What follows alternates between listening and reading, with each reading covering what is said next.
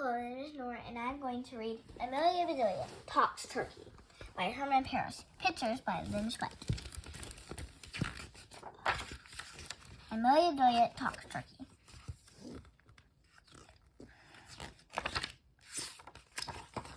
It was a cool, crisp morning in November. Amelia Bedelia and Cousin Alcoy brought a visitor to school. "May I help you?" asked the woman. "I hope so," said Amelia Bedelia. "The principal, Miss Bloom, wants a pumpkin for your Thanksgiving pageant."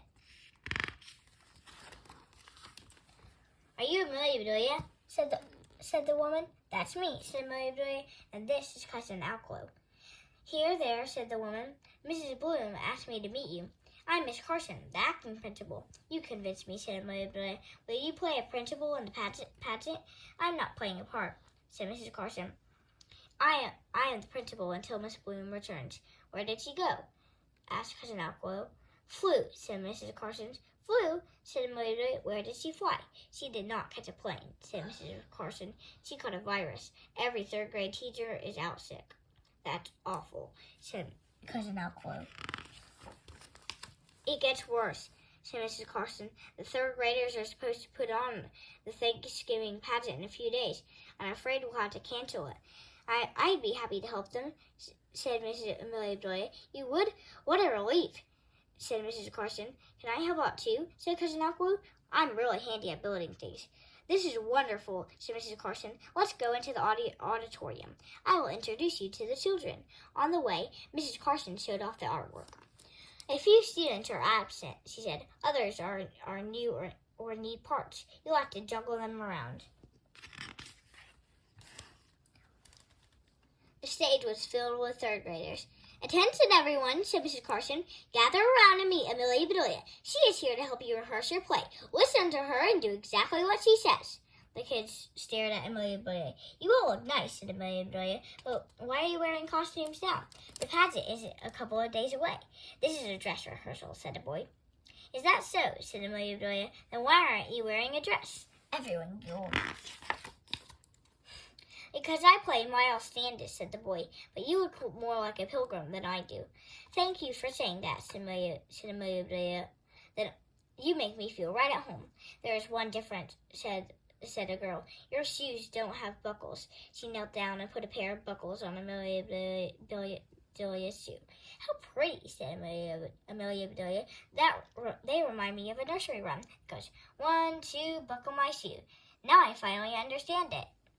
"We should practice our line," said the girl. "Good idea," said Amelia Bedelia. "Who wants to go first?" "I should," said a boy. I am the narrator." He turned toward the empty seat to begin. "In the year 1620, the Mayflower sailed." "Wait a minute," said Amelia Bedelia. "While you talk, the rest of the children can practice their lines. Line up, everybody." In no time at all, Amelia Bedelia had lined up all of the third graders. There was a line of boy pilgrims, a line of girl pilgrims, and a line of boy Indians, and a line of girl Indians. "You sure know your line," said Amelia Bedelia. A boy walked up and said, "May I have a different part?" Amelia Bedelia looked at his hair. "You sure can," she said. She took a hairbrush out of her purse. She parted his hair down the middle. "That's a much better part," said Amelia Bedelia. "I need an important part," said the girl. "My mom told me to play a big role." Amelia Bedelia thought a moment and said, There were lots of hungry pilgrims and Indians. Tell your mom that you play a very big role. I will make you a special costume." "Thanks," said the girl. "She will be happy." "I was not giving anything to do," said the boy. "Any suggestions?" asked Amelia Bedelia. "My dad says I'm a big ham," he said. "That's too bad," said Amelia Bedelia. "Thanksgiving is for turkeys, not hams. You could star in the Easter pageant." "Easter is months away," said the boy. "You've got a point," said Amelia Bedelia. "Let's add a ham to our Thanksgiving menu. I'll make you a special costume too." Amelia Bedelia looked at everyone's costumes. Something was missing. "Aha!" he said. "Who's going to be the turkey? Raise your wings so I can see you." Tom was our turkey, said the girl, but he got sick and went home. Flew? Asked Cousin Alco. No, said the girl. He walked. Yeah, said the boy. Turkeys can't fly. That's why they wind up on the table. Wild turkeys can fly, said a tall girl. They are also very smart birds. Who are you? Said the girl. Asked Amelia Bedelia. My name is Diana, said the girl. That's the new kid, said a boy. She's the biggest turkey I ever saw. A couple of kids laughed. Amelia Bedelia ignored them. Well, Diana, said Amelia Bedelia, since you know so much about turkeys, how would you like to be one? I'll make you an extra special costume. The kids who hadn't laughed weren't laughing now. Great, said Diana. I'll be a turkey. Amelia Bedelia measured Diana for a costume. After you get dressed, she said, you'll need some stuffing. Every turkey does, said Diana. Say, do you know the difference between stuffing and dressing?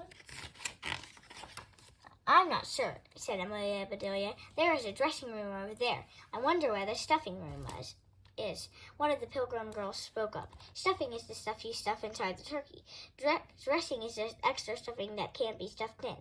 Why, thank you, said Amelia Bedelia. All I know is that after Thanksgiving, I am the one who feels stuffed. Me too, said Diana. Hey, Cousin Alco, said Amelia Bedelia, can you build an oven to roast the turkey? That's not how the Pilgrims cooked, said a girl. Their turkey was spit roasted. Yuck, said Amelia Bedelia. Who wants to eat a turkey roasted in spit? A boy laughed, and then he explained. They didn't cook the turkey in spit. They cooked the turkey on a spit. He showed them a picture in a history book. Another boy wheeled out a cart. Gang away, he said. When they talk about the harvest, all come out to show our crops. Good work, said Cousin Alco. Can you manage that huge pumpkin? I think so, said the boy. Pumpkins are just a big type of squash. Be careful, said Amelia Bedelia. That pumpkin weighs more than you do. I'd hate for it to squash you. I almost forgot, said the girl. We need to make sweet potatoes, too. Potatoes aren't sweet, said Amelia Bedelia. They can be, said a boy. My grandma makes them taste like candy. I know what I'll do, said Amelia Bedelia. I'll make a batch of French fries and sprinkle them with sugar. Sounds yummy, said Cousin Alco.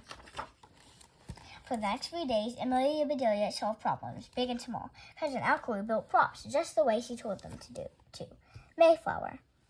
Finally, it was the day of the pageant. The auditorium was filled with families, friends, teachers, and other students. Best of all, third grade teachers and principal felt well enough to come. Mr. and Mrs. Rogers showed up to see if Amelia Bedelia needed help. Pardon me, said Mr. Rogers. You look like someone who used to work at my house. I still do, said Amelia Bedelia. Don't I? He's just teasing, said Mrs. Rogers. I deserve it, said Amelia Bedelia. I spent so much time with the kids. Thank you for coming to see the pageant. The two principals joined them. Amelia Bedelia is amazing, said Miss Carson. I didn't have to worry about the pageant at all. Hope you like our changes, said Amelia Bedelia. Changes? Asked Miss Bloom. What changes? Some improvements, said Amelia Bedelia. We brought the Thanksgiving story up to date. Now both principals looked very worried. Backstage, the third graders were nervous. Everybody relax, said Amelia Bedelia. You've rehearsed. You know what to do. Go out there and have some fun. We'll have fun afterwards, said the girl. The parents are giving us a cast party. Cast party, said Amelia Bedelia. That reminds me. Nobody break a leg. The children took their places. The lights went down. The curtain went up. The audience applauded politely. The narrator walked out and began. In the year 1620, the Mayflower sailed from Europe to the New World. Pilgrims sang out, 1, 2, buckle my shoe, 3, 4, head for the shore. The ship ran into Plymouth Rock. Here we are, said Miles Standish. This is the right address. 1620 Plymouth Rock. Follow me. When he jumped onto Plymouth Rock, the whole thing collapsed. Hey, said the girl, you're supposed to land on Plymouth Rock, not flatten it. And the audience, Mr. Rogers began to laugh. An elbow from Mrs. Rogers curved him off that. The narrator continued. The Pilgrims suffered many hardships. The winter was bitterly cold. Cousin Alco stood on a ladder. To represent winter, he dangled a large snowflake he had built. The snow was deep, said the narrator. Big flakes fell on Plymouth colony. colony. Just then, Cousin Alcue lost his grip. He lunked. The snowflake hit the stage and rolled away. "That was so cool," yelled a fourth grader. "Yeah," shouted another. "The snow really fell." Even some parents applauded. The narrator continued. When spring came, the Pilgrims planted corn and other crops with the help of their Indian friend Squanto. He showed the Pilgrims a neat trick. If you plant corn with some fish, it will fertilize the seed and grow better corn. A chorus of Pilgrims chanted, 5, 6, plant with fish sticks. As the Pilgrims put in the fish sticks, Squanto explained to the audience, "You're supposed to use a real fish, but that would stink up the whole school." As the Pilgrims watered the corn, Amelia Bedelia slowly pulled on a string. Corn appeared to grow up to the sky. In the audience, the children yelled out, "Look, those fish sticks really work!"